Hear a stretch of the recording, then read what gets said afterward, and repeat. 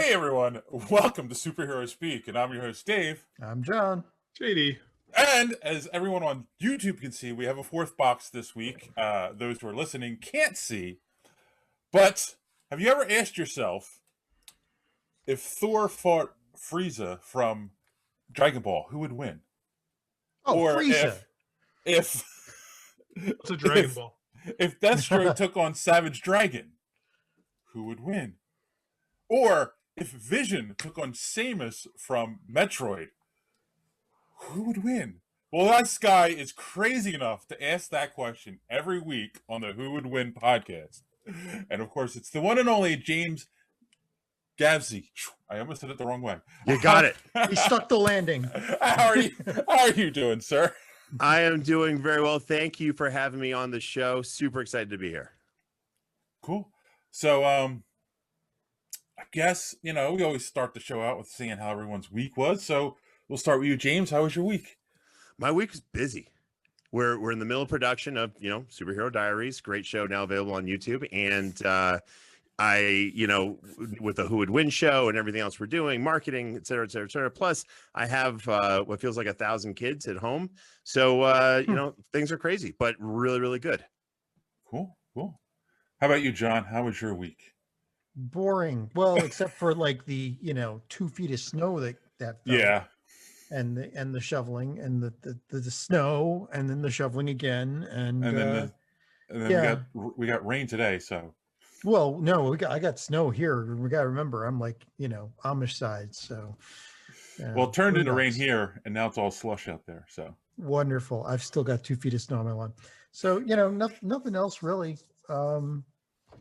Nothing doing. Like it was just boring week, except for all the freaking WandaVision research. I feel like I'm doing a crash course in Marvel. Like I'm a DC guy, and now I know the name of the demon that's bound into the dark hole. I mean, So good. Yeah, we'll get to all that in a minute. Yeah. And how about you, my good friend JD? Well, for the YouTube people, might as well take care of this, right?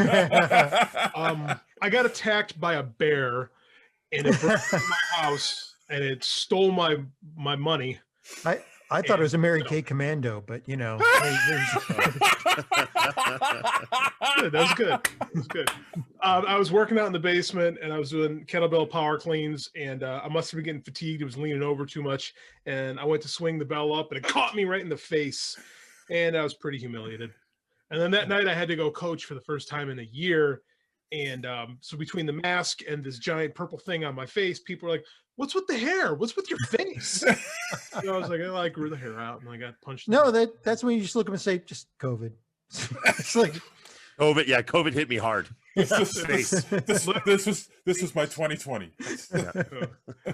Other than that, just getting some work done. Got a cover back for a project that I launched last year that went over like a dry fart. Dry farts get ignored. So that's pretty much where this thing happened. So I got a new cover. I'm super excited about it.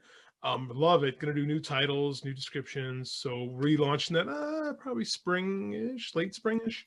So feeling good about it. We'll see if it can, make any kind of impact this time, because last time it didn't do anything. So right. Cool. I got a good feeling. Thanks. It's good luck to get hit in the face with a kettlebell, is what legend has it. So thank God. I know it's all downhill. Uphill. That's all good. That's a very heavy bag of luck you got hit with there. Heavy ball of luck, my friend. Metal ball. Yeah. Well, I had a hit in the face with big metal balls. Sorry. If I had $1 for every time. Sorry. I'm revealing a little much. Okay. All right. So I had an up and down week is all I could say. It's interesting. Yeah, exactly. No, like literally right when we finished recording last week, I dropped my phone and cracked the screen. Oh dear. It's a small crack, but then I paid my phone bill on Tuesday, I think it was, and I got the notification that my line's available for an upgrade. So I'm like, oh, there you go. Which I think that only means anymore you've paid off your old phone. So I paid it off, broke it. Now I can replace it.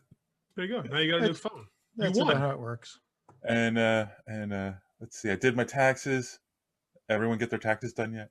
I've got mine going tomorrow. So No idea. I send mine overseas because I feel that's the safest way. To I don't think so. No, Why? But is that a mistake?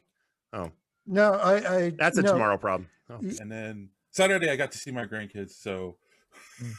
that was great. So yeah. Oh, there. Go ahead. So you have grandkids? Like how you're very young. How did you have kids when you were like 8 or something? Like is this Okay? So I'm 46. That's no Yeah. secret, and my daughter's 26, Got it. and she's been married for 4 years now and has 3 kids. Well, two 2-year-old twins and a newborn. So I live in LA, so people don't start having kids until they're about 55 or so. Yeah. So that's why this. I'm not even Yes. kidding. Like, this is Yeah. throwing me. Well, I guess I got to move to LA then. So. This guy. It's like- it's- yeah, no, and it's it was fun. It was a good day. I guess I could say this because John and JD know, and I haven't really announced it on the show before. My one granddaughter has cancer. Oh, It's a neuroblastoma. This has been since Christmas. She's being treated. She's responding well to treatment. So like, prognosis at this moment is really good. What shocked me is I haven't seen them all in a while, and we all know that people in sign of support will shave their heads. My daughter and my son-in-law both had shaved their heads, and I was just like blown away, like just Wow. shocked, because my daughter Wow. always wore her hair real long. Never liked having it short. yeah, so. she was Merida. Yes. So yeah, that was funny because now she's like, because it's like a buzz cut, and she's like, yeah, but now I can just wash and go. Now Which she's goth Merida. Which is funny because I've been growing my hair out. Me too. I used to have the super short stuff, and now I've gone a year without a haircut. So Yeah. You were Hippie. not goth America. It's like, I got the eyeshadow. So- man, so yeah, So that was halfway there. little goth, yeah.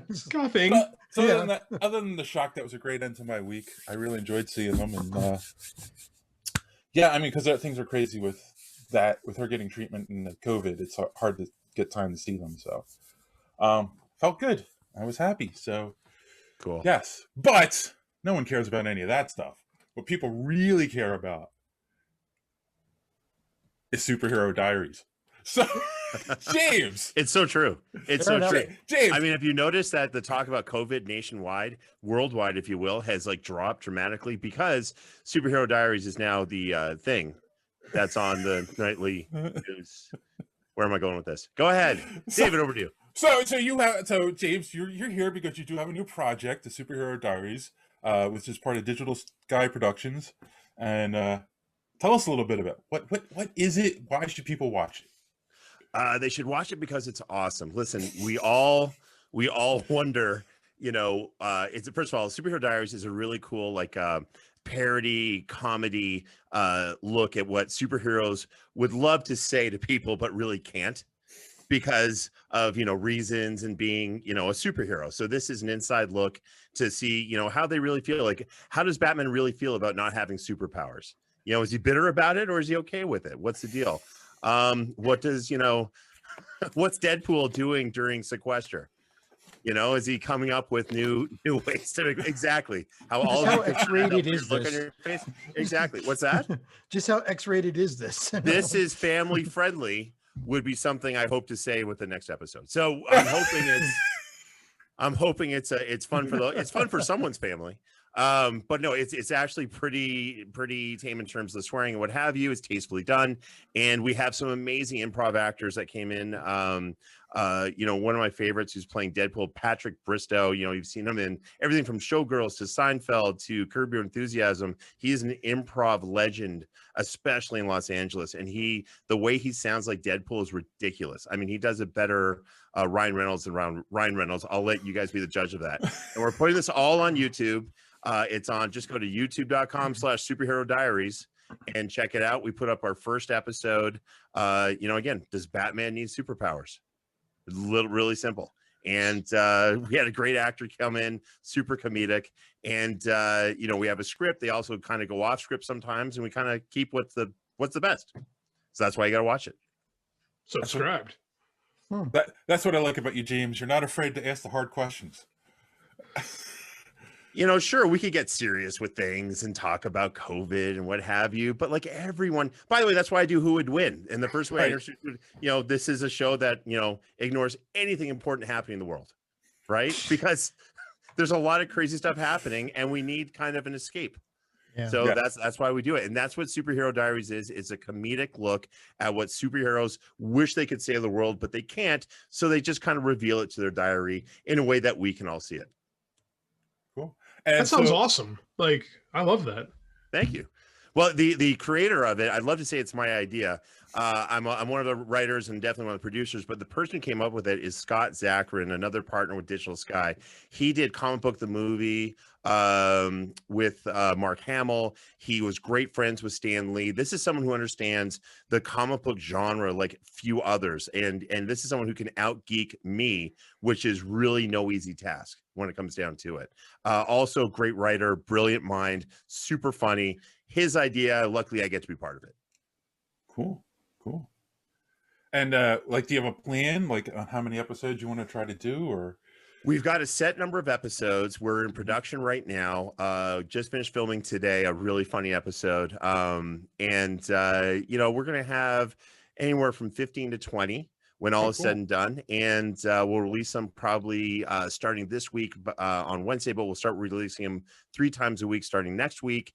And they're all going to tie together like a really cool superhero comedic soap opera. And there's going to be continuity within the episodes. So if you watch one, Deadpool is going to mention what Wonder Woman said in episode 1 or her first episode. And, then, someone else Batman's going to come in and talk about, why Wonder Woman's saying what she said. So we all wanted to pay tribute to all of us who are love watching Marvel movies. When we see something, in Infinity Wars that we noticed in, the first Iron Man movie. And it's like kind of a reward for being such a good fan. Cool. Sounds good. Yeah. I subscribed. JD subscribed. John, it's your turn. You're a YouTube master. John, did you subscribe? John, I'm looking at you.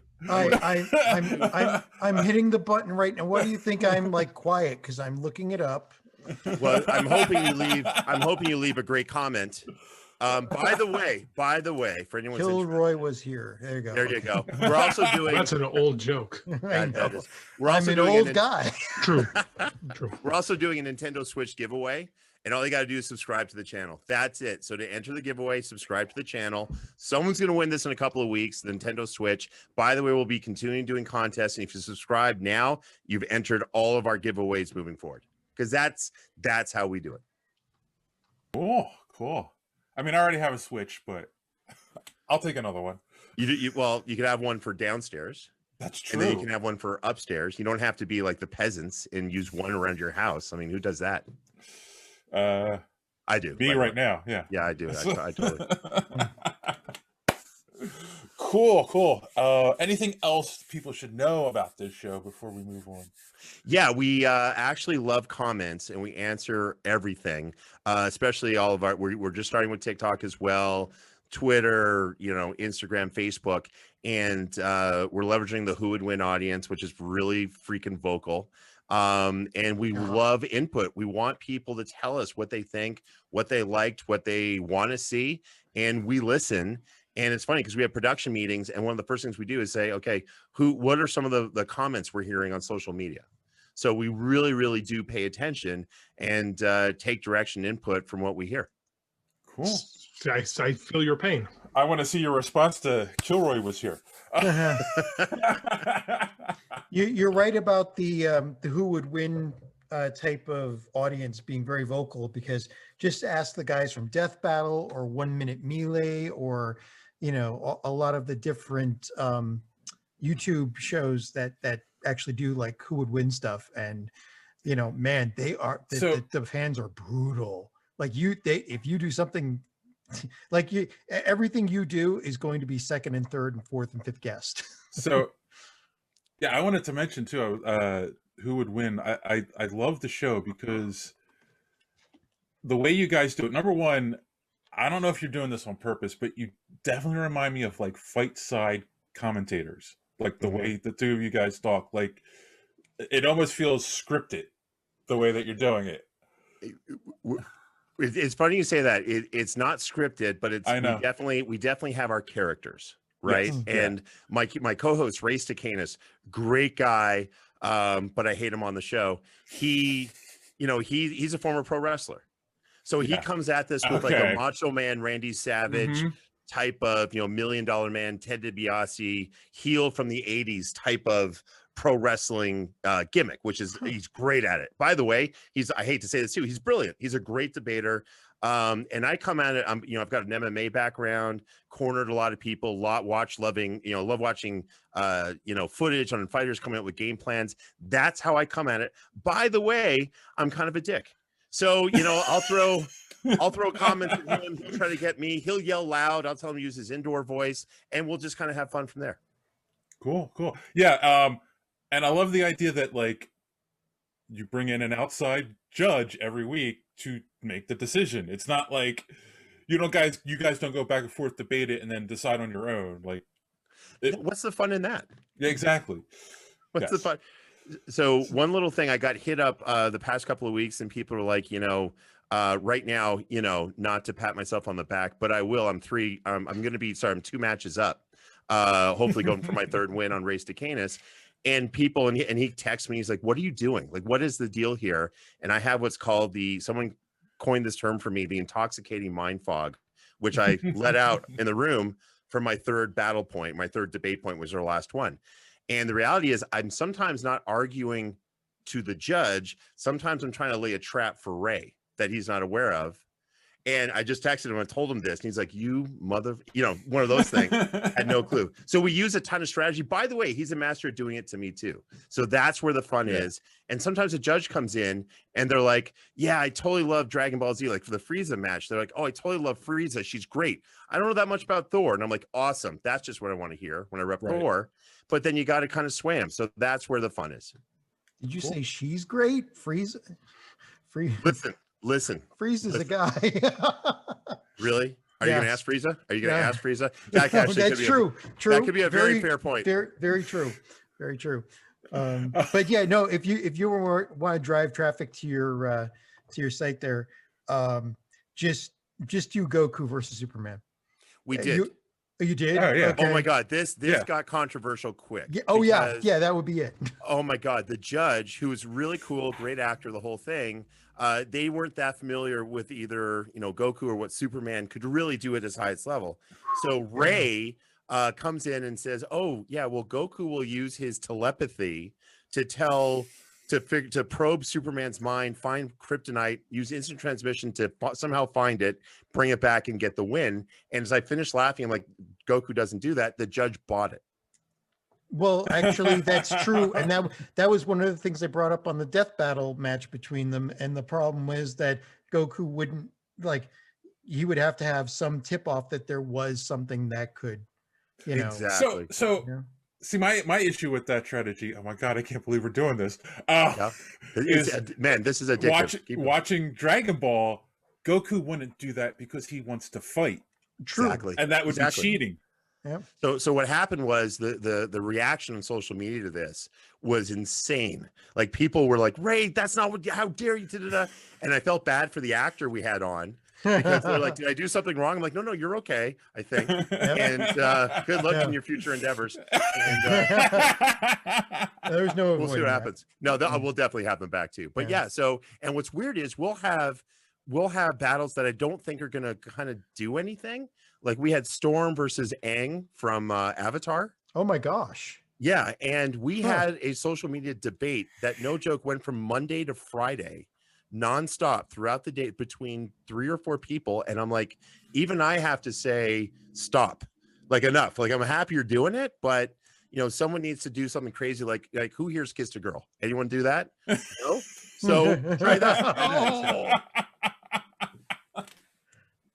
Oh, It's all about the fans and helping them out. Yes. That's what I do. It's all about the fans. All right. Well, speaking of fans, we're going to take our first commercial break. So fans, hold on, and we'll be right back. All right. We're back. And I got a question for you, James. I just saw this on Facebook right before we started recording. I'm like, oh, this is great. Because I hate this question.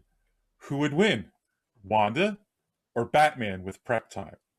I saw that today. there's only one answer for that. Yes, Batman with there prep is. time trumps everything. No, Okay. that's not the answer. No. See, no, here but we go. Wanda can Here we alter go. reality. Wanda can alter reality. So. Okay, so here's the deal. People are gonna hate me for this answer. Excuse me. If Batman has previous knowledge of Wanda, Mm-hmm. knows what she can do, can prepare for it, and surprises Wanda, so Wanda doesn't have previous knowledge or any knowledge that Batman's coming for her, there's a way for Batman to get the win. By the way, we did Batman versus Yoda, and I kind of used something similar in that argument. I got the win for Batman. Now, if none of those conditions are met, Wanda stomps Batman, no problem. So there's one very specific way Batman wins, and there's about 1 billion ways that Wanda wins. That's how that breaks down. I don't know. I mean, Batman knowing Wanda, he'd probably go in for the psychological kill. Does he know her? That's the But question. if he doesn't know her, Right. see, But no well, prep like you said, time. if you say prep time, I assume that means that he gets research on her, Right. figures out all of her weaknesses, which is mostly mental, and then goes I bring in it for up. psychological. I brought it up because, I mean, we've talked about this on the show many times, JD and I at least, about the idea of DC is gods among men, whereas Marvel's regular people with powers. And The exception of these two characters is the flip.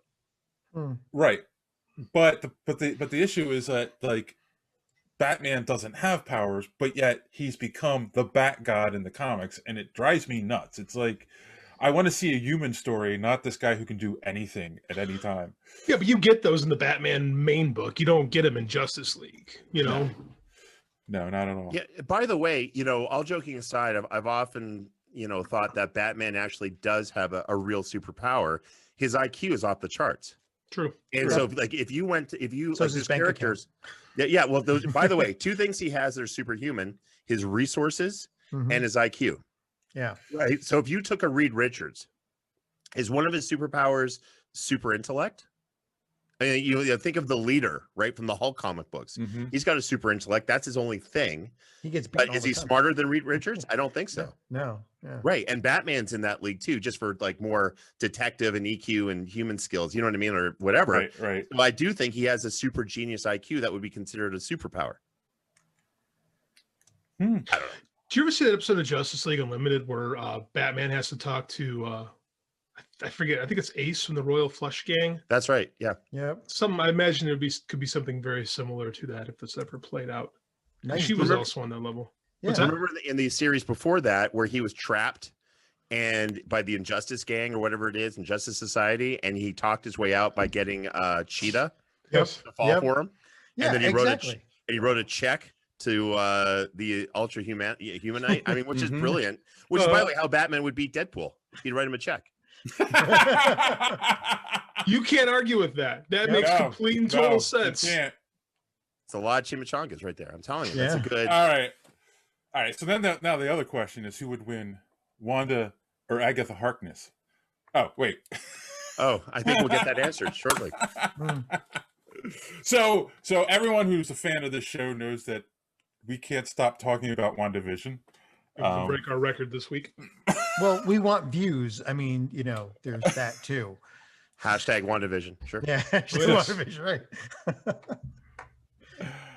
So you told me, off air that you have been watching the show. Obviously, you're obviously a big Marvel fan, so I know you're watching the show. What do you think so far? I absolutely love it. And I love the fact that they didn't try to explain too much of the, okay, here's how Vision and Wanda first got together. Here's too much. They were like, no, we expect you to be fully educated on this situation, or else you're not going to like it. That's a you problem. I love that they took that stance. Really, really great. I am scared of one thing, though, and it's actually a pretty big fear. So I'm a little worried that they're going to go and pull a Game of Thrones. And what I mean by that, remember, first 7 seasons, Game of Thrones, magnificent. And then all of a sudden, season 8, with super high expectations, didn't hit it. And now people can't stand Game of Thrones to a certain degree. So I'm not saying they're going to do it. This is Marvel. It's a different thing. I'm a little worried. I really hope they just absolutely smash it in the best way possible for the last few episodes. I don't think there's a way they can miss at this point. I mean, like, I don't know about that. Well, no, I mean, there are ways that they can miss, but I mean, again, like you said, it's Marvel, right? Yeah. I mean, we have, like, they have built up 12 years of faith with us. They've only missed a few times, and even those misses are better than anything that Zack Snyder ever put out or ever thought to put out. So, wow, it's like, I just, at this point, even if it's a stinker, it's still going to be some of the best TV you've seen. Well, the advantage they have that Game of Thrones didn't have is they don't have to shoulder the landing, right? Because they're not going to end here, right? It's going to spiral into something else. So you don't have to have a Game of Thrones then when you're really like closing a chapter. This is just, you're more like kind of making a pit stop before going somewhere else. That's a great point. So even if they don't stick the landing 100%, they're still like, well, here we're going to keep going in this direction. That's a great point, actually. Well, your payoff is the fact that it ties into multiverse Doctor of Madness. Strange. Yeah. So and boy, did we see that more than ever this week. Oh yeah, the commercial. I wanted to talk about that. You got Doctor Strange thoughts on the commercial? Okay. See, this is a perfect thing. But the commercial was for Nexus, which is from Thor: The Dark World. They talked about the Nexus and how that was how realities touched each other. So it was like, oh, okay, now I see where you're going. So let me be your foil, because I'm the DC guy. I can be your foil, the writing construct of the person who doesn't know anything to enhance the dialogue and the download of information. So tell me what the Nexus is. I just did. That is what it is. That's it. It's the point. It's the point where all different realities touch. The bleed, John, for DC fans. The bleed. There you go. Oh, okay. Yeah, so you got to translate for me. Yeah, I speak both languages. I'm fluent in both. Ditto. So yeah, I dug this, man. Like I like the commercial. There's a little more on the nose than the other ones. Yes. But that's okay. That's okay. So you think the commercials are her subconscious trying to tell her, pick yourself up and get yourself going? Because things are getting hairy. Well, and no, I don't know if it's that. I think it's her subconscious commenting on what's going on in the moment. Because it's like, oh, you need to, depression might come, and you have to, stand up and face the reality. And she's facing the reality that Agatha Harkness is there, and it's not going to get better. And that's a question I saw posted on social media quite a bit this week, since Friday. Was this the depression episode? She didn't want to get out of bed. She didn't care that Vision was there. Not even her kids could get her out of bed, and the kids are super important to her. So, right. The hands. The kids. Very much depression in this episode. So we wondered what other sitcoms they had, both The Office and Modern Family this week, like we pontificated. So. I think we're done. Are we done with sitcoms? I think we're done with sitcoms. I think the last, my guess is the last 2 episodes are the final battle and then the wrap up. More Marvel-y stuff, rather, which is fine. I think we've kind of done our time. Well, we've already got got a superhero 3-point landing, so twice. By the way, I was so excited about Monica Rambeau being revealed as super. You knew it was happening, but I'm glad we saw it, because my first interaction or my first experience with Monica Rambeau was, do you guys remember Secret Wars from the 80s? Yeah. And so she was Captain Marvel, and I remember she was absolutely badass. She took out Magneto like no one's business, and if you can take out Magneto, you're a mega level in terms of a threat or power, whatever. So I was super happy to see that, and the fact that she kind of pushed back against Wanda of all people, right? It was. So here's the thing.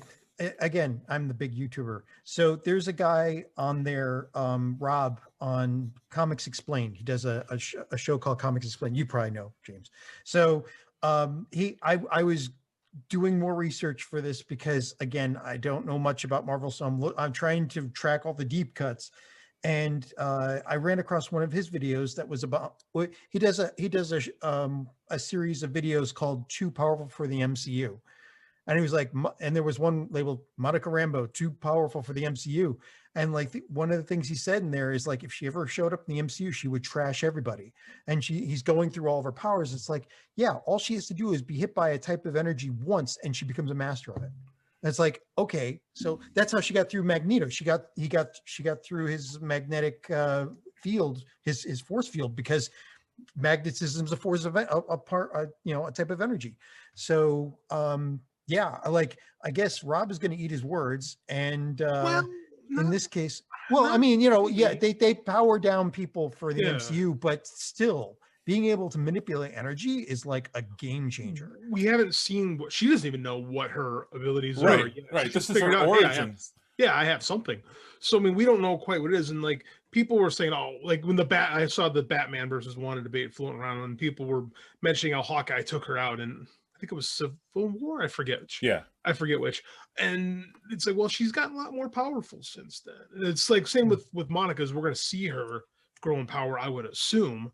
And we don't even know kind of what they're going to do with her yet. So, well, yeah, and I guess they want to keep her around for like the next decade, so they have time. They have time to grow her, I guess. Like that's a good point.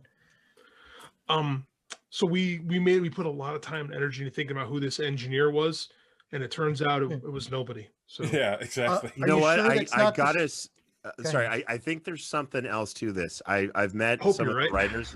Yeah, I've met some of the writers, for Spider-Man Homecoming, Ant-Man and what have you. And one thing they all said, which was really interesting, was that nothing is by coincidence. Nothing is meaningless. Everything has like the way they explained to me how they brought in Ned from the Ultimates universe to play off of Peter Parker in the MCU.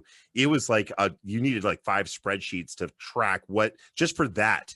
So anything they mention, I gotta believe there's something more to that. It just can't be, oh yeah, it's no one. Well, no, it's like, no, it's the little girl that she played Uno with when they were kids back in Captain Marvel. She's a Skrull, probably. That whole team is they're all Skrulls. That would be logical. No one's gonna. I don't think people are gonna want that. Everyone wants Reed Richards or something like that. But or the Blue Marvel, or the Blue Marvel. I think that is probably the most logical, which is better than nobody. Which is what I feel like after this week. I'm like, oh, I guess we don't get the reveal. And weren't we promised 3 1-hour episodes? Yes, I know. So we're gonna have like one movie at the end or something. Well, this was which would be cool. A half hour still, yeah. Yeah, this was a half hour. So I saw someone try to defend it and say, "Well, it was actually 37 minutes." I'm like, no. That's not 1 hour. Don't do that. No. Yeah. Not 1 hour. We all saw the twist with Agatha coming. Like we've been like any comic person from week 1's like, oh yeah, that's her. Yeah, I know. So many people were talking about it, and I'm like, really? You didn't see this coming? Oh yeah, no. All my normie friends were like, I had no idea, and I was like, really? Well, Agatha Harkness. They didn't know. If you don't know who Agatha Harkness is, right? Here's the thing. When we just did Vision versus Samus, right, on who would win, and I had to explain to the audience because everyone's like, they think they know Vision now, they think they know Wanda now, and I said, no, this is a very recent phenomenon that people know these characters. Like literally, even when they first appeared, people didn't really look into it, get it that much. So people like us, even people not like who love comic books, whatever, geek culture will look into it. This is, you're right, normies wouldn't, I hate using that term, but they wouldn't really understand the levels here of intellectual supremacy that geeks like us have, is what I would say. Yeah. I mean, true. Hell, like I'm into comic books, but again, I know DC, so there's still I have to watch hours of videos on all the different subjects just to figure out what's going on in some of this right stuff. I want to make one point. It's easy when you've got a crossword puzzle with like only like 15 different words to figure out where all the connections are. Marvel, every one of these, it seems like every episode they are like doubling or tripling the number of references in there. I cannot track everything anymore. Like even down to the very first scene, the bedding, she's in bed and all the bedding has hexes on it except her pillow, which has, you know, Mandelbrot's, which is basically, it looks like magic, you know. It's like just everything means something. It's ridiculous. That's a movie, man. Like any decent production designer and art director, they're going to do that. John, Everything and every I know, movie but it's just something. I love the fact that they're doing it right. Like they like John, you know. John, It's if you just turn your nice. camera around, is there a pegboard on your wall with string all over it for Right. WandaVision? We weren't supposed to talk about that on camera, Dave. I have a new theory too, but you know, just tell me when you want me to say it. Well, hold off. Like what I like about this show is if you don't do the research, because like I talk to my wife every week now. You know, she's up in Wisconsin, and we discuss the show, and she, you know, I'll fill her in on kind of the nerd stuff, and she has none of this background. Like she's just an MCU fan, but she's loving it every week. Right. And she's like, and I kind of help her cheat along. But I mean, like at the same time, I don't think you need all this information beforehand to enjoy the show. Oh no, Right, no, right. you You know, don't. I think that's what makes this show different than a lot of what I'll just say regular TV shows is you don't need, you know, the encyclopedic knowledge to appreciate what's going on. There is an interesting narrative. There is good character development. And it's fun for us to sit here and connect dots, but I don't think you have to do that to enjoy the show, which is what makes it really cool. Right. But the thing is like if it were DC doing this, it would all be just plain old fan service. It wouldn't mean anything. It would all be like the 10 Rings, right? But now like they really are showing love to the fans by it's not just deep cuts or, you know, interesting little visual tricks or, you know, little hints about stuff. It all means something. It's all driving towards something, and it's one of those things where when we get to the end, we're all gonna, you know, sit there and if we go back and look over every scene, we're gonna like, oh, that's what that meant. You know, it's not, they're not just there for the halibut. They're there because they're there because they, you know, it's all part of the storytelling, which is just, and they must have like a couple of spreadsheets to track it all.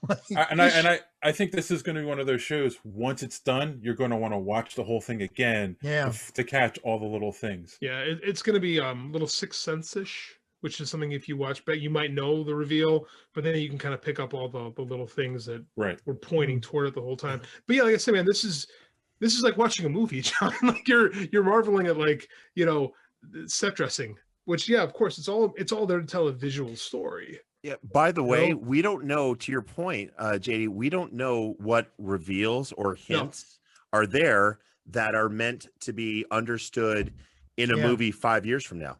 Correct. Yeah. Right. So we may be seeing things like when we saw the fly on the wall, and then there was an even bigger close up on the fly on the wall, you know, right before Wanda went to the basement. It was right. Scott. I'm like, you're right. I'm like, or the Scott, right? So I'm like, okay. So I'm right ahead in my mind. I'm a Marvel and DC guy. I'm like, well, wait, that could mean one of three things, but only those three things, and that could be something we may not see the series because they're focusing on Agatha. That could be something that comes up later. I mean, that's the craziest part about this. We don't know what's meant for this series or for something later. No, and that's what I agree with you. And again, I'm very literal minded first, and I saw that fly, and I immediately went, Lord of the Flies, Mephisto. I thought Jeff Goldblum, but you know. Yeah, no, exactly.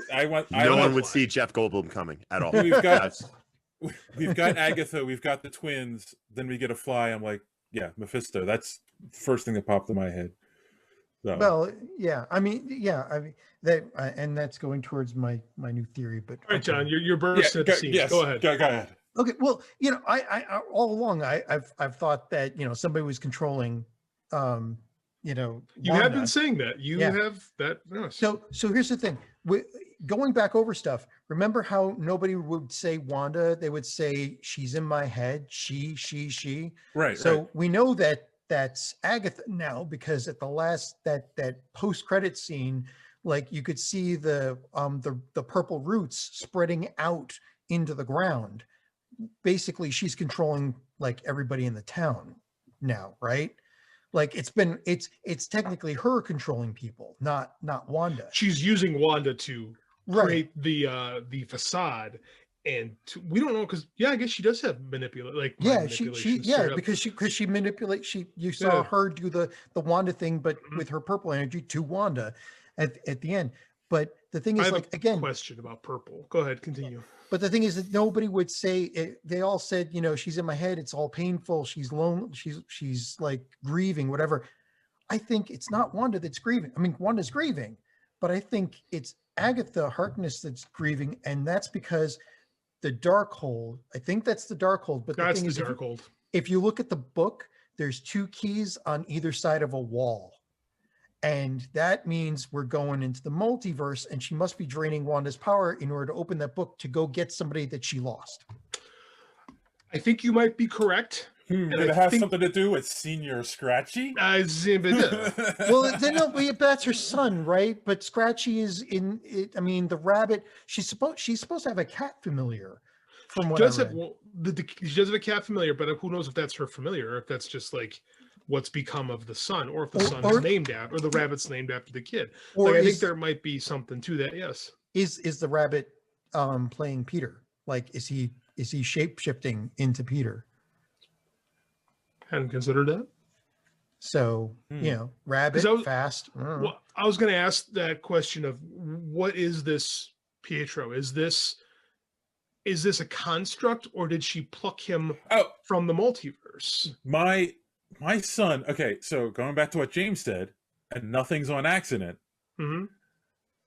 My son pointed this out when they do the reveal and they do the song. It's been Agatha all along, which was a nice play on the monsters. Yes, and beautiful play on the monsters. They show the outside view of the house. The knock happens before she casts the magic on Pietro. Ooh. That's interesting. So that I hadn't noticed. Yes. True. So that leads him to believe that is Quicksilver from the Fox universe plucked into our universe, and she controlled his mind. She's going to make him a dick. So that also leads into the post-credit sequence of we're left to assume that Quicksilver and Monica are going to kind of go to blows. Maybe not. Right. Well, I mean, I don't know. Like, that's a good point. But the thing is, like, he slipped at the end of the Halloween special where he said, well, your dead husband can't die again. Is that it's a like slip, or is that wasn't, well, that's like a feint. But he wasn't supposed to know, right? No, but because he's not saying it. He's not the one saying it. Is Agatha she's trying manipulating. to poke Wanda? Yeah, but does she manipulate them that deeply that they can say that they'll make a slip like that? I think so. That's we see Wanda's eyes getting all purpley at the end, so that tells me the story that she's being controlled, and we assume Pietro is also being controlled, and she's doing the puppet master thing. So I think that's not a slip at all. We're meant to think it's a slip to push Wanda further and further into getting what she wants, which caused her to expand out thus weakening the hex, weakening her power, overextending herself, the depression, the exhaustion. Now we've got a Wanda who's not, because she probably isn't as powerful as Wanda, right? She's got to, use her manipulation to get Wanda where she's down. She's doing the rope-a-dope, if you will. Yes. Yep.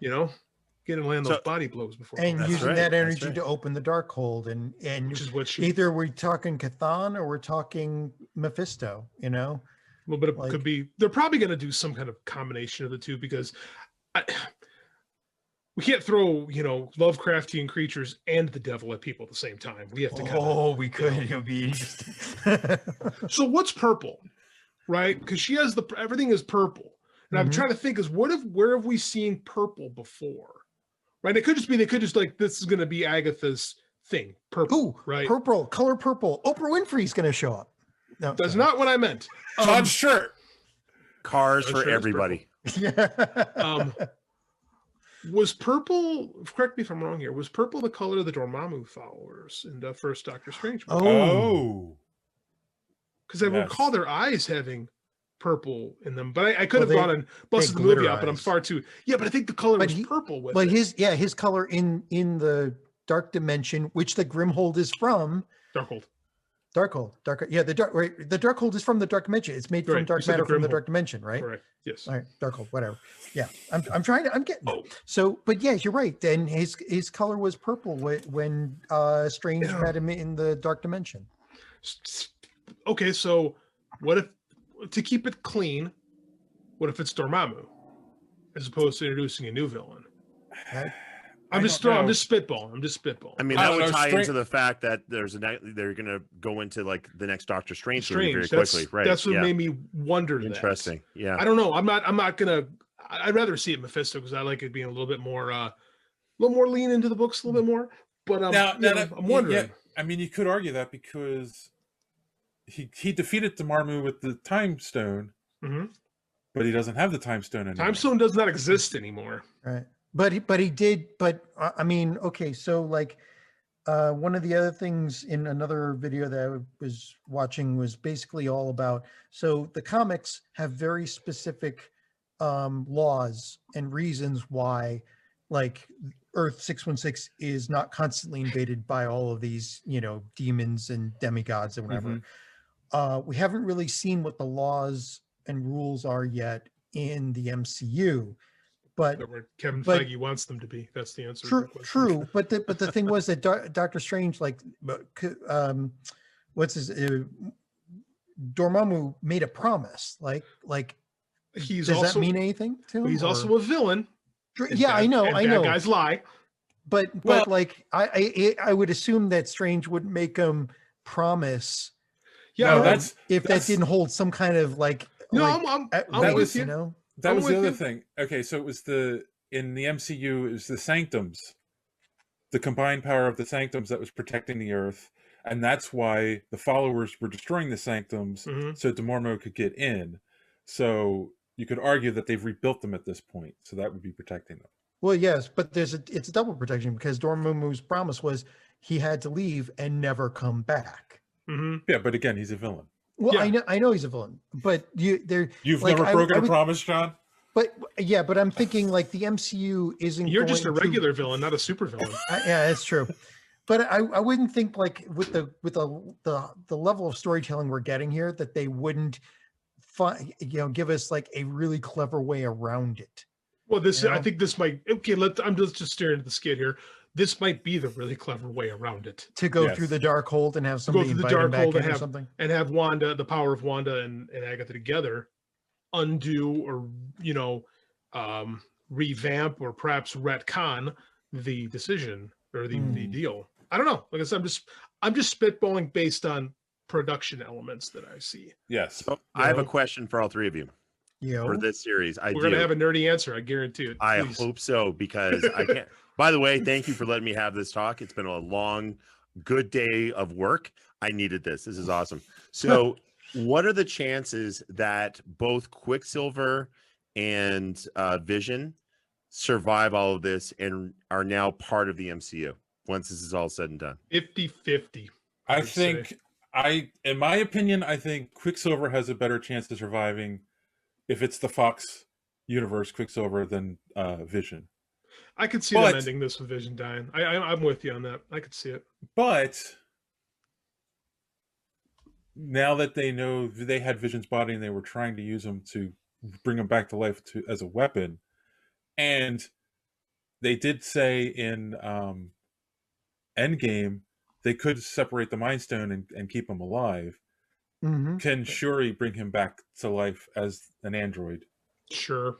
Like, they bring Vision back. So they do it in the comics all the time. Well, I asked this a couple of weeks ago. Is like, could we be getting the burn Vision, which is the plain white, emotions and memories wiped Vision?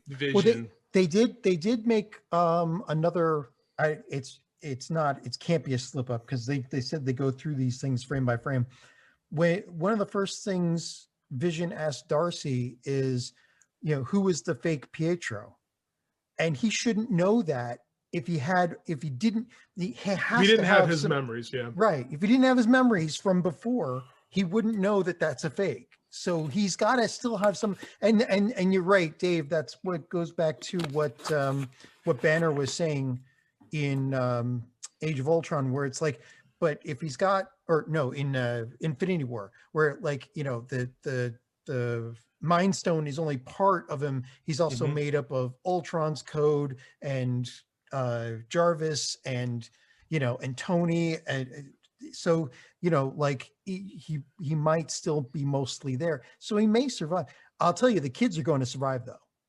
The kids are, I think they're going to steer into, because they talk about depression. So I think we are going to be led to believe the kids are gone. And then they're going to do what they did in the comics, I would assume, and they will be reincarnated into other kids, where they will meet later on when we get our I don't Young know, Avengers. because that'd be a little bit too. They're talking about depressing. They said depression is a thing that's not going to end. They've said it's not going to end super happy. No, I think it would, that would be a little bit too obtuse, but if it, you want to talk about obtuse, you better read John Burns' of West Coast Avengers run. That shit is impenetrable. Yeah, I get it. I've heard. But like, if you read like the actual origin of the kid, like it's, you know, if they streamline it, it could work. But I'm telling you right now, man, those kids are gone. We're not seeing them anymore. I don't know, because they're bankable. I mean, no, they are, but they're going to come back. Like, we're going to get Wiccan and Speed, but they're not going to be like, they're going to be there. They're going to do the reincarnation. I guarantee it, because they're going to want Wanda in a bad place, because she's going to be in Doctor Strange. Yeah, I do think she's going to be someone, maybe not a villain, but just, you know, we're going to get that.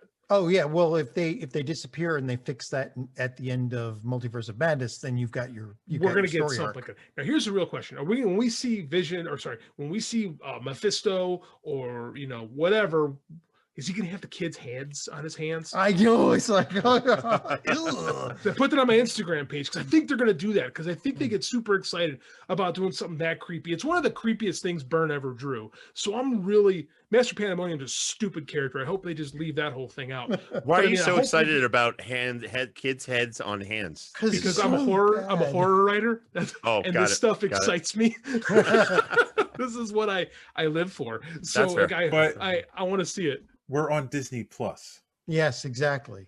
But we're Marvel. But it's still Disney Plus. Yeah, but they put a warning in front of the Muppet Show. Come on. Yeah. Well, you can still put a warning. Oh, well, the Muppets are scary, man. Let's just call it what it is. Like, sorry. Have you seen Gonzo? I mean, what is a Gonzo? What is a Gonzo? What is a Gonzo? That's right. Andy asked me that the other day. Aired a couple weeks ago when we were watching Old Muppet Babies. Like, he said, Kermit's a frog, Piggy's a pig. What is Gonzo? And I decided to say a weirdo. That's all I could come up with. Gonzo's an asshole is what Gonzo is. He's shooting chickens out of cannons. What kind of monster is that? Sorry. No, totally appropriate for the show. Sorry. Oh, it fits. My bad. We asked the hard questions here, people. It's true. Did you get all your theory out, John? Did we get all of it? I think that's it. Like it and like there was some speculation it wasn't the Darkhold because the Darkhold was in Agents of S.H.I.E.L.D., but and the cover was different. But the thing is, like, what gets me is, I know, but well, you don't know that because Multiverse of Madness. It's in another universe. Yeah. Well, yes, multiverse, right? Yeah. So, but the thing is, like, what got me was the two keys on either side of what looked like a door on the cover of it. I'm like, okay, so she's trying to open it. She's siphoning off, Wanda's power in order to open the damn thing. And, it might be her that's, while she's controlling everybody's minds, that she's got two keys. She's right? The one that's 2 keys, right? Yep. Yes. What if it's the twins? Right. The twins are the keys. Yeah. So maybe I don't get twin hands. Maybe I just get him opening up their ghosts opening up a book. I don't know. Did you notice too? Someone put this online. I saw this today. There's in Doctor Strange when he's in the library. There's one missing book. Yes, yeah, and in the hex frames. Yeah, the hex. I saw that, and I was like, "That's what." Yeah, like you were saying, James. Yep. That's good stuff. I dig it. Craziness. So, how do we think it's going to end? Any predictions at this point? 2 episodes left, guys. So, mutants. Don had a good prediction. Did you see Don? Don tweeted out on his Omega Level Nerds Twitter account. I haven't been on Twitter much lately. Don says Professor X. See, I thought there would be a galaxy class mutant coming into this. You Oh know? God, that was bad. No, seriously. It's not seriously, going to be Patrick Stewart. No, think Patrick Stewart. That's what he was saying. Patrick Stewart is Professor X. Think about it. Paul Bettany did That's an where interview. That's where he got it from. Was Paul Bettany's interview saying he's always wanted to work with this guy. Right, and there's only 2 actors that because Paul Bettany's not a young man, so it's like there's only 2 actors that he could have always wanted to work with, and it's Ian McKellen and it's Sir Patrick Stewart. So there's only 2. I saw, and those are the only 2 that could come in and do a Skywalker moment and have the power to do that. I saw another thing where they were talking about actors that Bettany has said that he's wanted to work with. I can't remember all of them, but the one was Pacino. And it's definitely not going to be Pacino unless they're bringing in him from the Devil's Advocate. Like, the argument was we're going to get Pacino as Mephisto. Say hello to my little friend. Oh my God! So Scarface was Mephisto. Yep. Tony Montana Mephisto. Say hello to my little friend. This makes sense. I hope that's wrong. He pulls out. I don't know. I think we're on to something. He pulls his hands up, and there's the twins' heads. If anyone "Say hello to my little it's friends." Tony Montana, right? Yeah. Oh, With the respect. I mean, this just writes itself. that's horrible.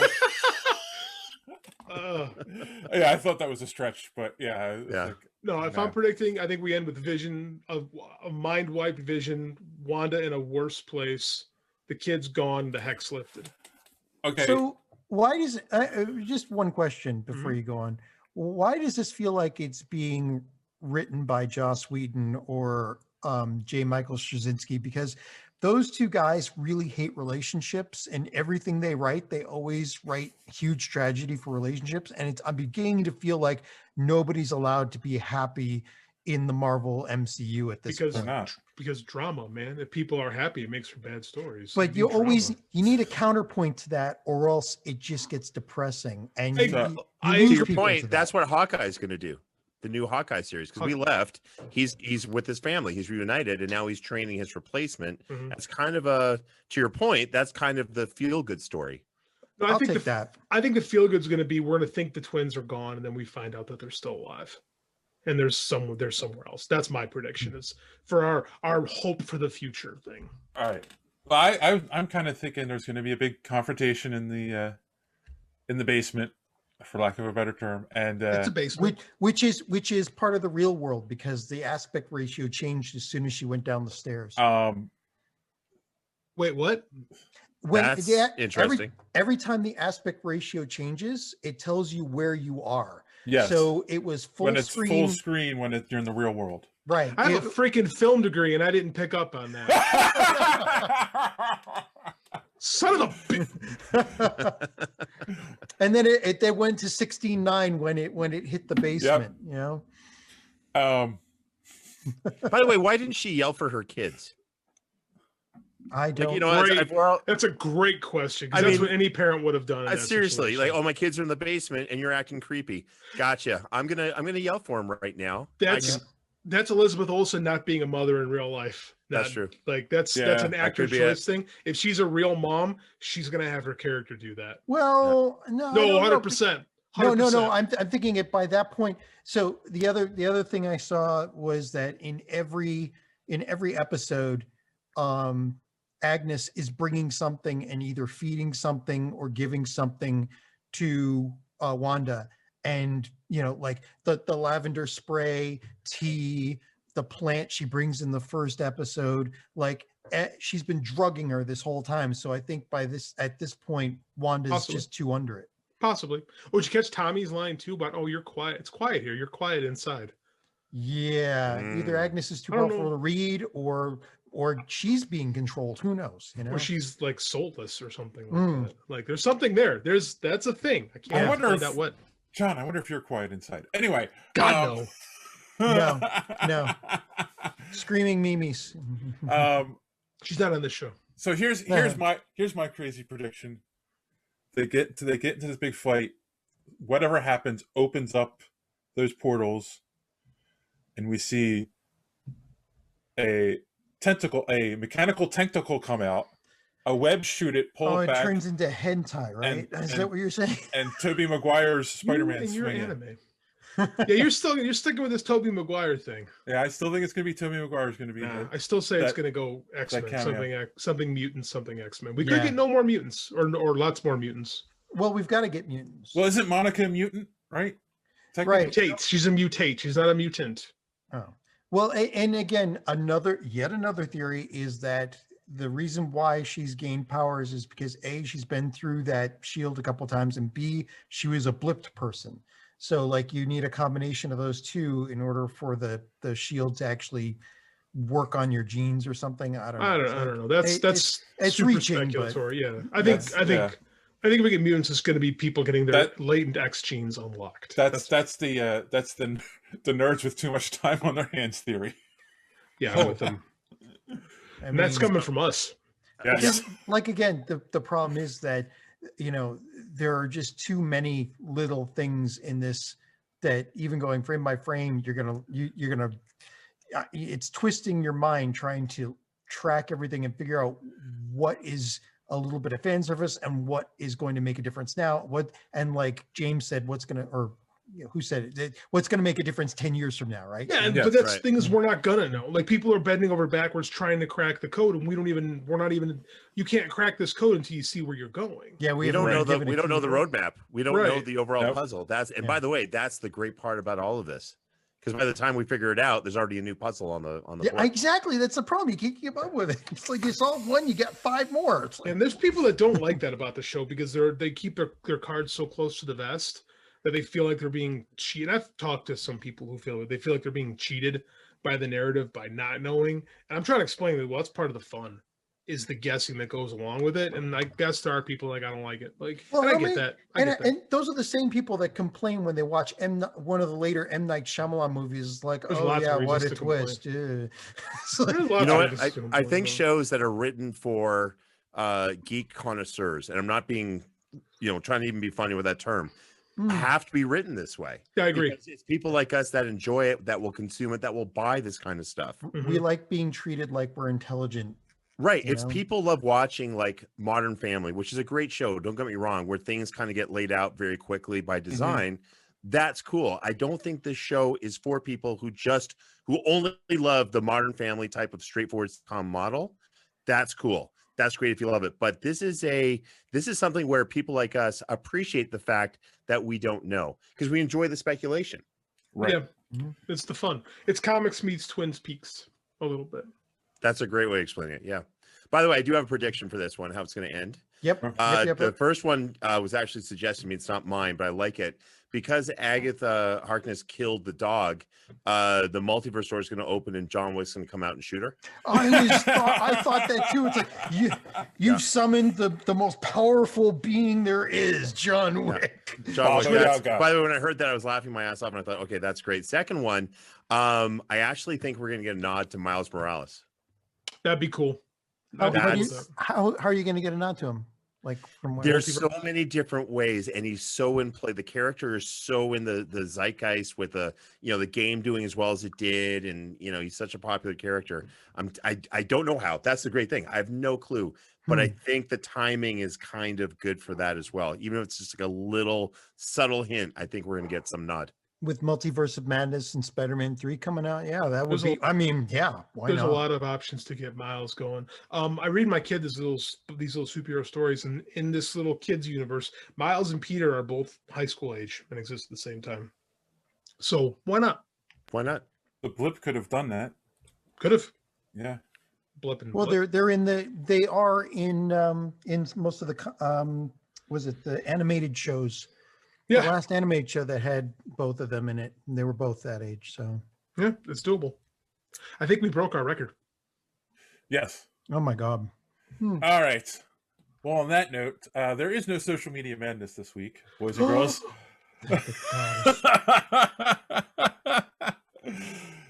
When your co-hosts hate your segments. All right. But our segments just our fans. On that note, here's our good friend D Squared to tell you how you can follow us on social media so you can be part of it next week. Want to be part of social media madness? Make sure you're following superheroespeak.com, where you can find all of the social media links for the show at the top of the page. While you're there, check out previous episodes of the podcast as well as other great content. And check the site often because we are posting great comic book reviews as well as other comic book and movie content every day. Make sure you are following us on Twitter at Superhero Speak. And while you're there, check out the rest of the Geek World All-Stars Podcast Network. Simply follow them at *_geek. The Geek World All-Star Podcast Network include great programs such as the Pup Prism Power Podcast, Colt 45, So Wizard, Fans on Patrol, the Gorilla Brain Podcast, and of course, Superhero Speak. Search for GW All-Stars, you will not be disappointed. Now it's back to Dave and the boys on Superhero Speak. Look, all I'm saying to the fans is we want to hear from you, but we really don't want to hear from you. But All we right. do want to hear from you. Well, That's thank the you. gimmick. That's the gimmick. Yeah. Thank you for that, Don. And don't forget to check out the Omega Level Nerds podcast, available on YouTube and wherever podcasts are available. Right. Okay. Yeah. And on that note, we'll take our final commercial break and we'll be right back. And we're back. And we're better than ever. So we don't have a lot of news to talk about this week, but I figured we could, talk about a couple things. This one blew up on social media. The first one blew up on social media, and then it came out. It's like, no, we're not even casting yet. But Jennifer Lawrence cast as Sue Storm. I thought they poo-pooed that. I thought that came out. Yes, as, they did. okay. They did. It came out as false. But when it first came out, everyone was talking about it everywhere on social media, which made me wonder: was that a floating a balloon maneuver? Well, I wonder if People- Jennifer Lawrence has a bad taste in her mouth after the X-Men. Right? Yeah, I can see that. She has done her superhero franchise and said she didn't want to do it anymore. Yes. Mm. And she's got talent. I mean, she could do so much more. Yes. So Well, I I mean- mean, like, you do this stuff because you want to, and Mhm. because you like it and you're into it. Like, especially when you're that famous, you can do whatever the hell you want to do. Like, with Robert Downey Jr., he just liked doing it, and he liked boats. yeah. So James, what do you think of the idea of Jennifer Lawrence playing Sue Storm? I think it's a brilliant idea. I'm not sure I'd go in that direction. I kind of go back and forth. A lot of people say when a superhero comes to screen, do we want to see the literal, translation of that superhero, or do we want to see something different? I Mhm. don't know. I just don't know. I think she would be great at it, but is there someone else who would also be great, possibly better? I don't know. I'm still holding out for John Krasinski and Emily Blunt. I mean, Yes, maybe I that's was about just- to say. There you go. it's just There you go. pointing at me, but I think having watched them in A Quiet Place together, like they do have pretty good on-screen chemistry for a married couple, and I think that would really translate well. And I think Sue Storm is so easy to downplay, such a powerful character, and I think Emily Blunt has that gravitas where she could make us believe in Sue Storm, something that we haven't really done in any of the Fantastic Four movies. Yeah. Well, they've all been bad, so Well, Well, yeah, but the directors had them take off their clothes. I mean, that was like the whole point. Like, Yeah. Right. I'm also hoping that if we get a good Fantastic Four movie with a great Sue Storm, then that leads into Namor, who's Ooh. long overdue in the MCU. Yes, Yeah. definitely. I Now- don't got argue hits. with that. Wait, it doesn't. So, I mean, let's look at the roster now. We have Captain Marvel. We're going to have Photon, right? Photon. Or Yeah. Photon. Namor would be it if Namor came into the we're going like the Avengers are going from the A team to the triple S team. Like, whoa, nobody's gonna be- don't kick Namor. Whoa, yeah. Namor's the first Marvel character. yeah, but Put no, I'm respect saying on his name. Namor is incredibly powerful. Yes. Like he's a mutant and he's an Atlantean, right? He's Yeah, yeah. Dude, so we just dealt with a demigod who snapped his fingers and wiped out half of the universe. Like these like limits on powers and all that, it's out the window. Like But that ship has sailed. Like we right, but the thing is, broke like, the seal. if More cliches. between if Wanda and Carol Danvers had worked together, Thanos would have been like a greasy smudge on the ground. I mean, like, you know, either one of them, but both of them had a chance to take him out, and it was only through tactics that he managed to get around that. But that's exactly what we talk about. Like, and again, like we have this assumption that people with these superpowers know how to use them at all given points and can, you know, rally to them whenever they need them. And that's just, that makes for difficult storytelling. So it comes down to human condition and how you tell these stories, not just based on like, well, this person has a 10 level whatever and they can do. I mean, it just doesn't work like that. Like you need humanity in telling these things. But this is, I mean, Namor would be interesting, James, because I've seen very little Namor, but like I've read up on him lately. Again, research, but first Atlantean who was also a mutant, so he's got powers from both. And he was actually, I think, technically the first mutant we saw in Marvel Comics. Even though he wasn't labeled as such, but he was also later written on as part of the Illuminati within, you know, for the Earth and Marvel universe. Great story. So so this is like, and especially because the MCU is now taking a lot of notes from modern era stuff as well as classic. So I think actually his time, especially with the success of Aquaman, you would think Marvel would be like, wait, one of the few DC comic movies that really killed it. Maybe we can't get scooped on this, right? But they're two different characters, though. Namor's better. Namor's got such, like, Namor has this gigantic chip on his shoulder, and he's a dick. Like, whereas Aquaman's, like, at the end of the day, Aquaman's a hero, and he'll do the right thing. Namor doesn't. He really walks that fine line. He's like Black. The only person I can compare him to is like a Black Adam. Yes. Well, Namor is like the villain in Aquaman. His brother Ocean Master, whatever. Like Namor is actually the perfect villain for Aquaman. Yes. Even though he's kind of an anti-hero. Yeah, Namor. Yeah, but he can do that. He can be a villain. He can be a hero. It really depends upon the moment in the story. So there's a lot you can do. Namor's super versatile. Cool. Rights are tied up to him. Yeah, I think so. With Universal. Isn't it? What a shame. They did mention earthquakes off the coast of Wakanda. Yes, well, also they did. the Wakanda series, right? Which I think is brilliant. Thank God that's coming. And then so that could lead to the Wakanda Atlantis war, which would be great. Amazing, right? My. That's a thing. Yeah, that's a thing. That's a thing. Each other. I didn't even think of that concept when they talked about a Wakanda series, but yeah, that could be exactly where they're going with it. Because you need it. You need a villain. Yeah. Right.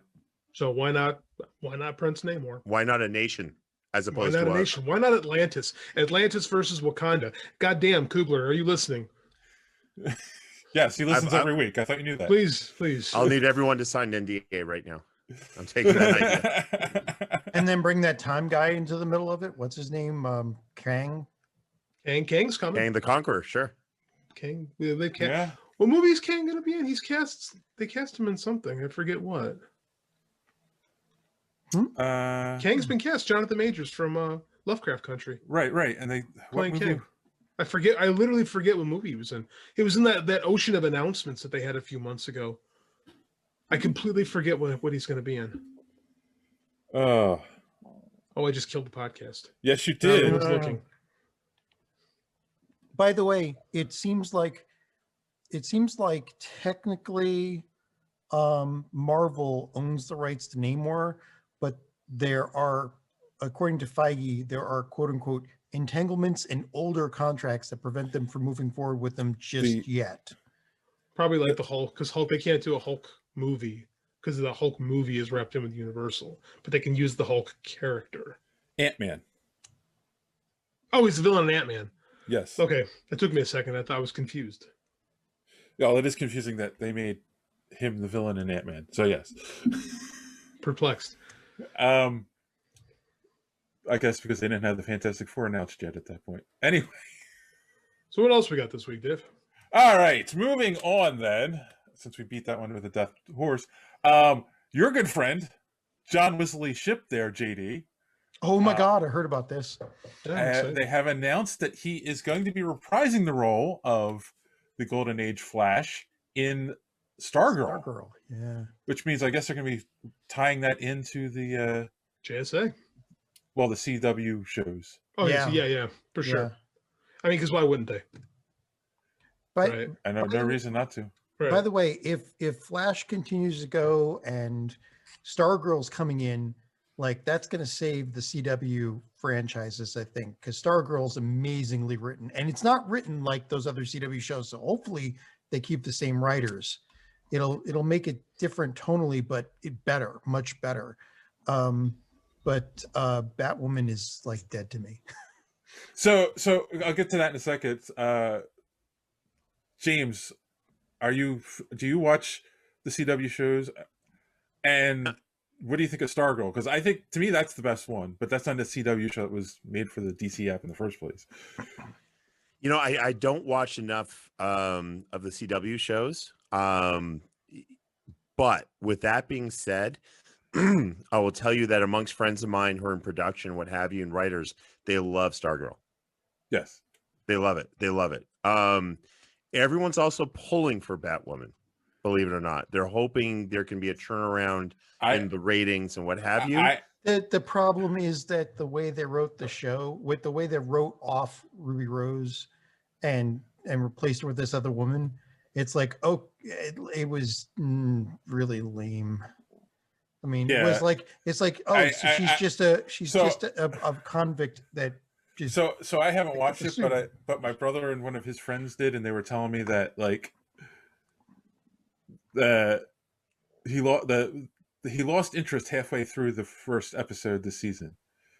It was just like John said, it was the way they wrote Ruby off and made this other girl become Batwoman was just like, this makes no sense. It feels like something you would write for a 5-year-old. Well, it feels like fanfic.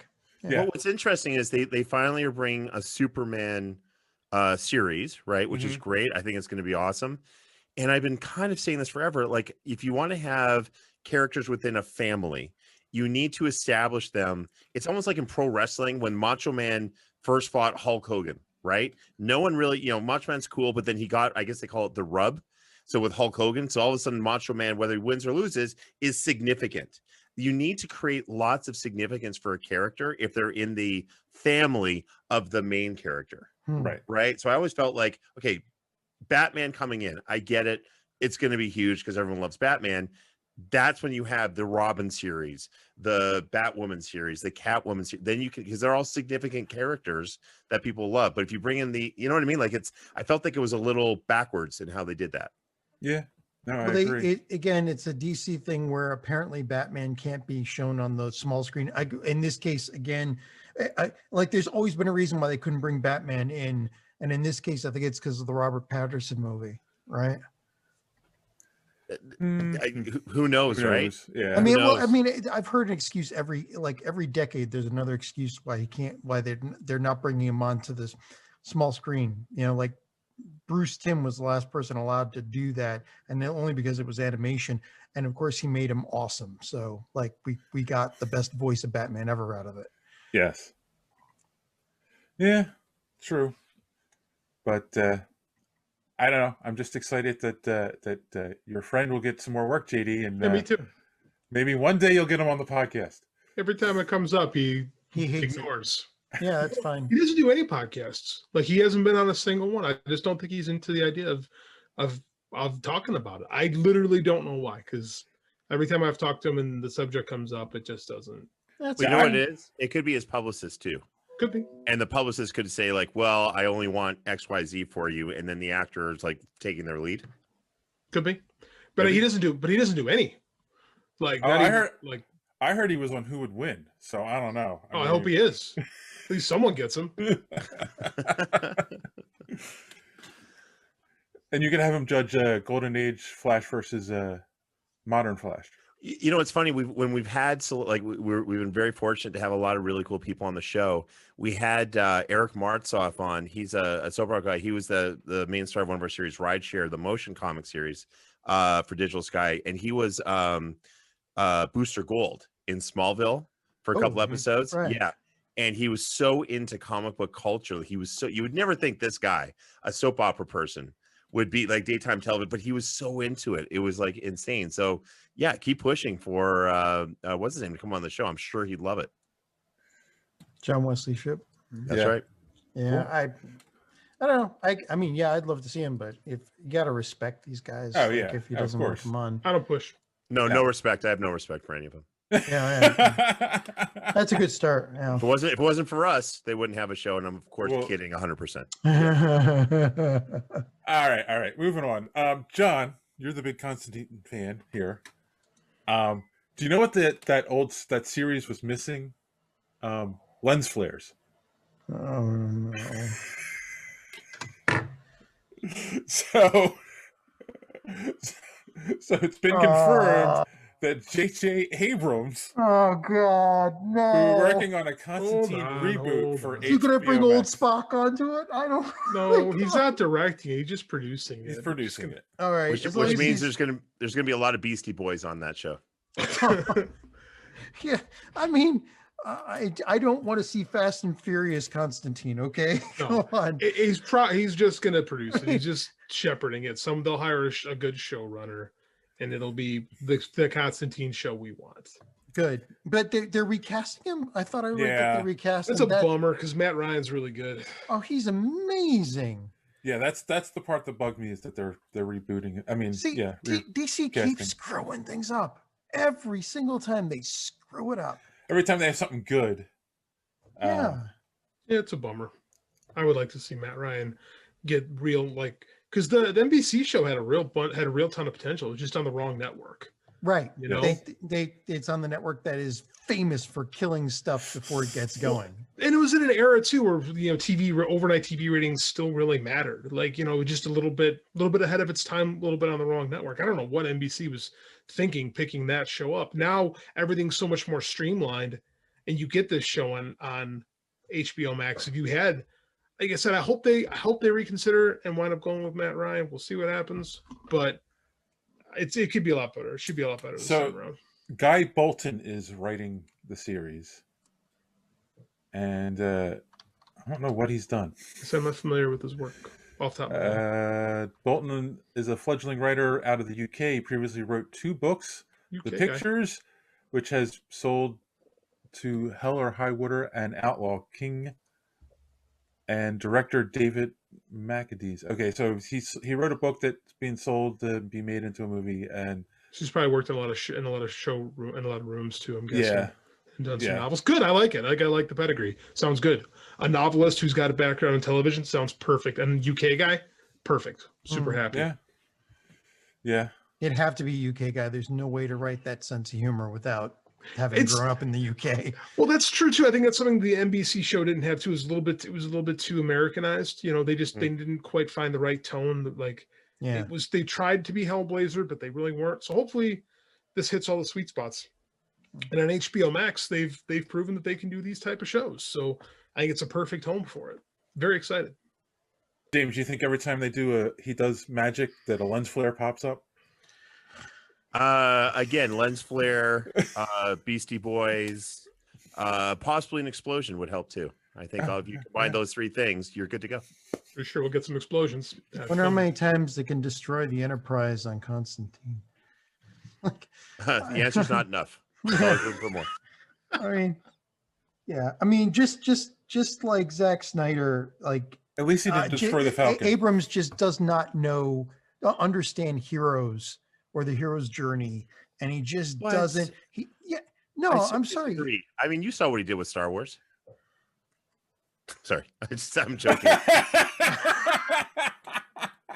He's a guest, Sorry. John. He's a guest. You I know. can't punch him. No. through the screen. I know. I get punched a lot, by the way. It's a thing. It's no. I'm kidding. I'm not a fan. I actually did like the first Star Trek film he did. I thought it was fantastic, but I'm not crazy about the second or third.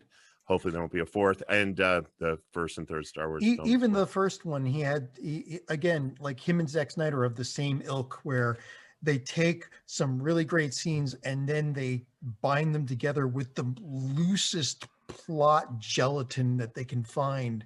And, it's just, it was, like in the first one, like, they drop Kirk off on this random ice planet.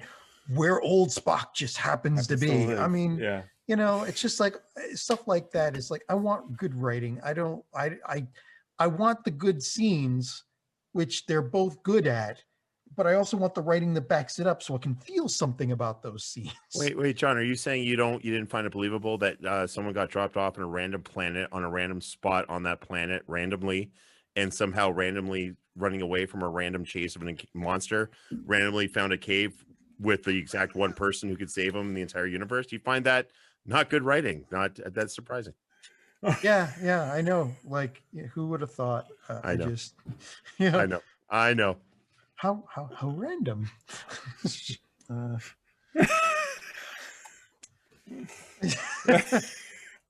Thank you for pointing out. James. Yes. I mean, you get it. I get it. Yes. All right. Well, you know, maybe, John, they could fix the show by having Danny Elfman do the score. But unfortunately, first he's going to be doing Multiverse of Madness.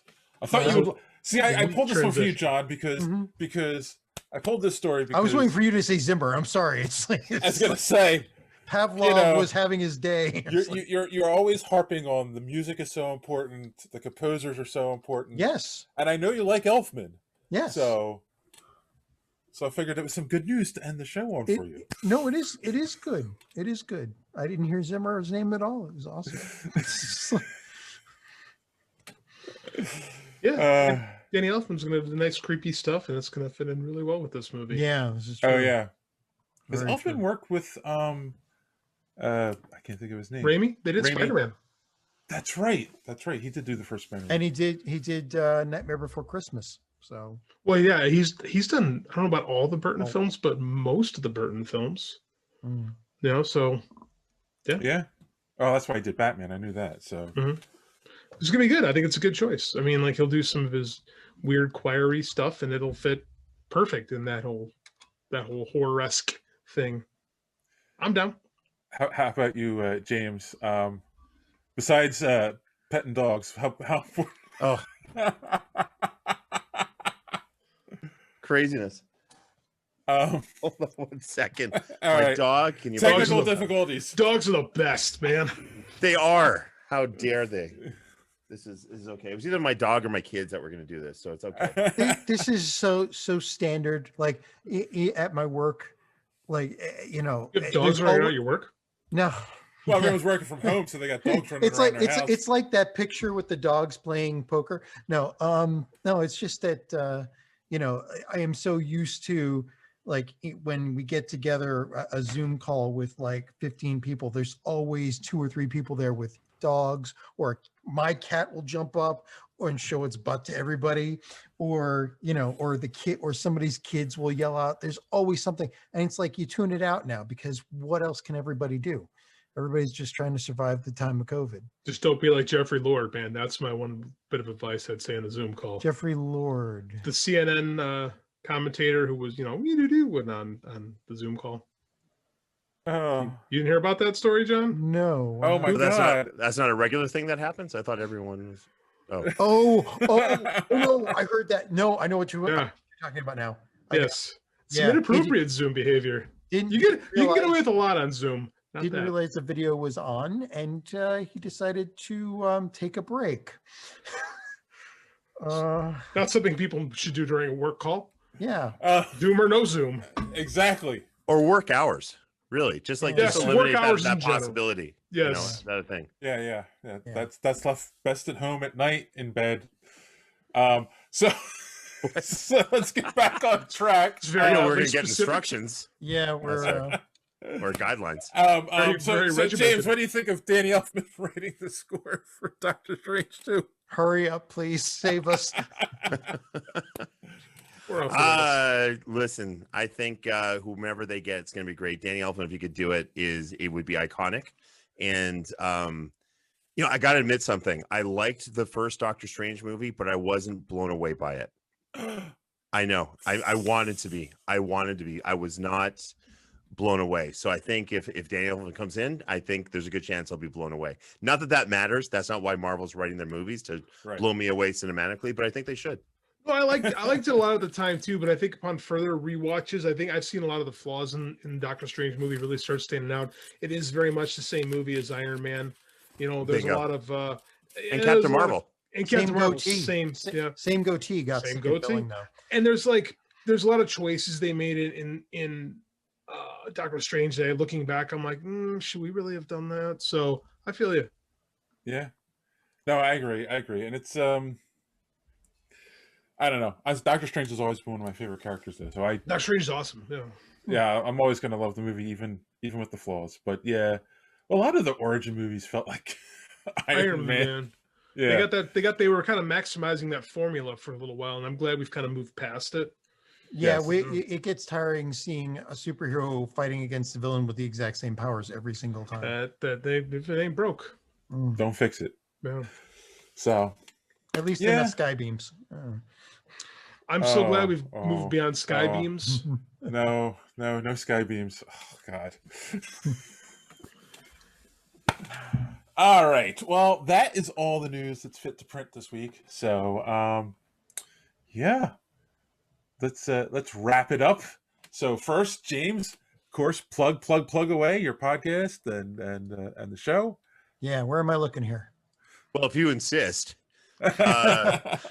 So check out Superhero Diaries on YouTube. Go to youtube.com/Superhero Diaries and subscribe, like, and comment. We put up our first video, and it's cool. It's Batman talking about whether or not he needs superpowers in a very parody and comedic way. More videos to come to Wednesdays and Fridays.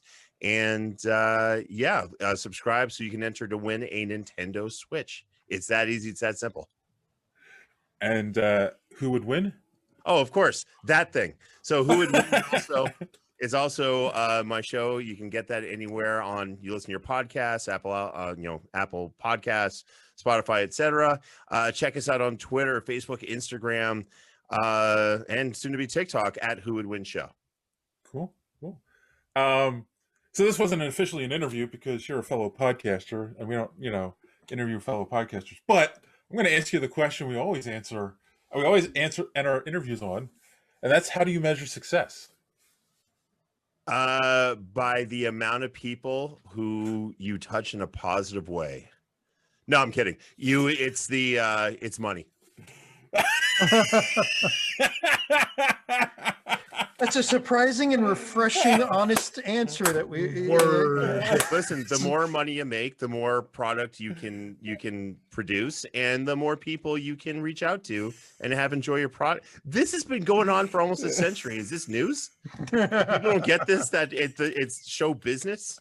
He who has the most toys when he dies wins. Right? Exactly. Guys, I live in LA. I get inundated with this daily. Why would anyone answer this different? Beastie Boys in God. Star Trek. Really? Yeah. Oh, Was my like Two God. Live Crew not available? Like what's Oh going on? God. That's a Star Trek rap group. God, I would have gone with Run DMC, but okay. Yeah, well, All right. a little bit. And of course, we always end the show with recommendations. So, James, do you have any recommendations for the fans? Yes, I recommend the Who Would Win show, and oddly enough, Superhero Diaries. I also recommend this podcast. I do recommend. Are you talking about just any show that's really great that people should watch? Exactly. Oh my God, Batman the Animated Series. If you like Shakespeare, or Sun Tzu's Art of War, or just like to read and like entertainment, watch Batman the Animated Series. I love also Young Justice, and watch WandaVision because I want more stuff like WandaVision. Yeah. Cool. John? I'm going to go with Dr. Stone. I might have recommended this before, but season 2 is out. It's an anime. Mm-hmm, of course. And it's always yeah. an anime with you. well, actually, this is one of two, and like Dr. Stone, simple title. Sorry, Katie, but it's literally about like everybody in the world's turned to stone, and a couple of thousand years later, one of them starts to wake up, and it's this kid called Senku, who is a science guy, and he decides that he's in his lifetime he's going to bring the world back from the Stone Age to to high science. My son's been watching that. He likes that show a lot too. And the second one is this one's for JD. It's So What? So I'm a Spider. Gotta love the titles. That's what I'm looking for. Yeah.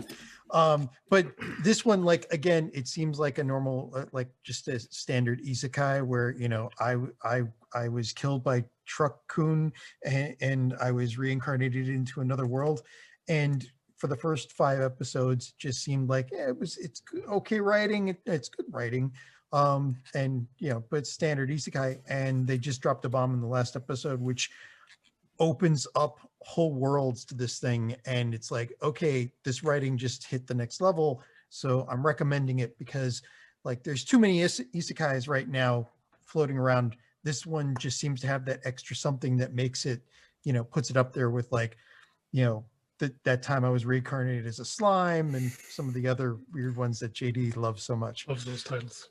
So that's it for me. All right, JD, do you have any recommendations besides don't hit yourself in the face with a kettlebell? Step 1.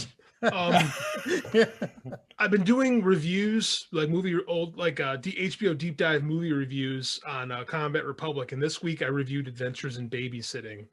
It won a poll, so I'm like, I put a bunch of movies up, and that won the poll. I'm like, I haven't seen this movie in probably about 15, 20 years. It's amazing.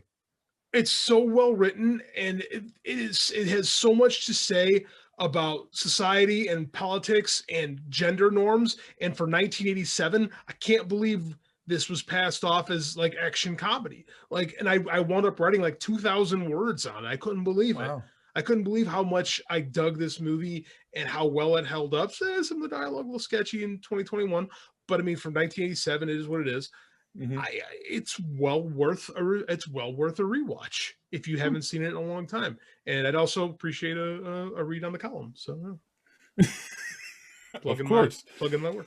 Oh yeah, you know what, James? I was going to ask you earlier, and I forgot because this is the first episode in a long time we haven't talked about the Snyder Cut. And JD just mentioned doing a poll, so we're going to put a poll on Twitter soon. Okay. Would you like to see us tortured or not? Would you like to see us live stream watching the Snyder Cut and commenting on it while we watch it? You don't even have to bother saying no. It's just, what level of torture would you like to see us go through? First of all, the Snyder Cut is the closest thing we'll ever witness to seeing baby Jesus. So I'm going to say the answer is yes. We should all enjoy God's blessing that way. I love the subtle nuance of your dialogue there. I grew up in an Orthodox synagogue. I need to. This is how I deal with it. So the answer is yes. I have bore witness to many great things in this world. This would also be one of those things. Witnessing this true, enjoy. The bounty that is the Snyder Cut. Oh, guys, this is gonna be tough. We're gonna have to do it. I know. I'm gonna have to. Wait. Why is this torture? Why? We were not fans of the original of any of the Zack Snyder films, nor were we fans of Justice League. The Whedon Justice League. Okay, wait. So you didn't like 300? 300's okay. I don't love it. It's entertaining, but it's like when you're. There's a difference between that and the superhero thing, where you want to see a storyline and a hero journey. And I'm not. We've gone up, but this is the end of the show, so we don't want to. Yeah, we were not. I was not fans of Man of Steel or Batman versus Superman. Got it. I understand. The one thing I'll say about Batman versus Superman is the thing that I find the funniest is that Batman in one evening beat Superman, rescued his mom from terrorists, and helped to destroy Doomsday. That was an evening. He did that in like a period of like 5 hours. Like any one of those things, your career is done. You're good to. You could stand on that. You do that in an evening. That's how amazing Batman is. But yes, I see your points. There goes the Bat God again. All right. Well, I will recommend, as I do every week, go to superheroespeak.com, where you can find the podcast every week. Links to our social media at the top of the page. Comic book reviews by our good friend D Square, and eventually some articles by our good friend Don. Oh my God. I'm Don, JD. JD, yes. I got to finish the Suicide Squad. I'm about a quarter of the way through. Okay. All right. You're promising. I'm gonna do it. You're a writer. It's 76 books, man. Cut me some slack. I'm going to do it. And I actually will. This is a sincere recommendation. Check out Who Would Win podcast. I love the show. I love the way you guys do it. It's very well thought out. It's not just like it's fun, but like you definitely guys think about these matchups when you do it too. So I really enjoy the show. So Thank you. You're awesome. and on that note, boys and girls, as always, thanks for hanging out. Don't let your cape get caught in the door. Have a good week.